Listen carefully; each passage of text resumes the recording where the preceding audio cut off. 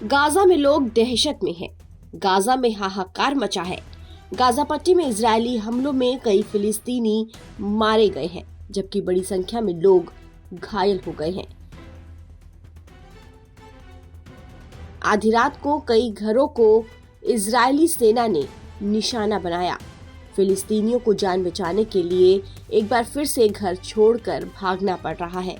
दरअसल cease fire के लिए चल रही बातचीत के बीच इजराइल ने एक बार फिर से गाजा में कोहराम मचा दिया है और अब इजरायली सुरक्षा बलों ने दक्षिणी गाजा पट्टी में एक हवाई हमले में हमास के सैन्य खुफिया प्रमुख ओसामा तबाश को मार गिराया है।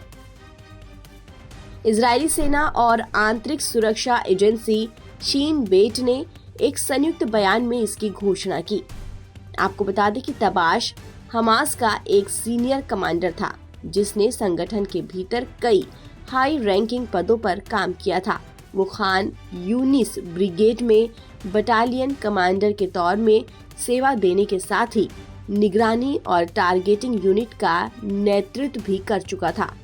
अभी तक हमास ने उसकी मौत पर कोई भी रिएक्शन नहीं दिया है। आपको बता दें कि तबाश ने पिछले कई सालों में हमास के सैन्य अभियानों में महत्वपूर्ण भूमिका निभाई थी। वो इजराइल के खिलाफ कई हमलों की योजना बनाने और उन्हें निर्देशित करने में शामिल था। इसमें गाजा पट्टी में गुश कटीफ जंक्शन पर 2005 में आत्मघाती बम विस्फोट भी शामिल था। इस हमले में शीन बेट के कोऑर्डिनेटर ऑडेड शेरोन की मौत हो गई थी। आईडीएफ और शीन बेट ने बताया कि वो हमास की युद्ध रणनीति तैयार करने में उसकी अहम भूमिका रहती थी।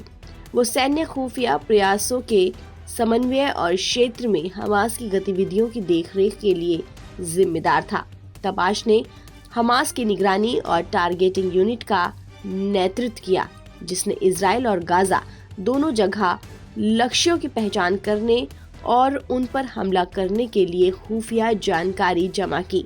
उसकी यूनिट ने 7 अक्टूबर 2023 को इजराइल पर हमले के दौरान रणनीति को बनाने में अहम जिम्मेदारी निभाई। इजरायली अधिकारियों ने तबाश की मौत को हमास के खुफिया अभियानों के लिए बड़ा झटका बताया है। आईडीएफ ने कहा कि तबाश के मारे जाने से हमास की खुफिया जानकारी जुटाने और इजरायली सैनिकों पर हमलों का समन्वय करने की क्षमता बुरी तरह से बाधित होगी।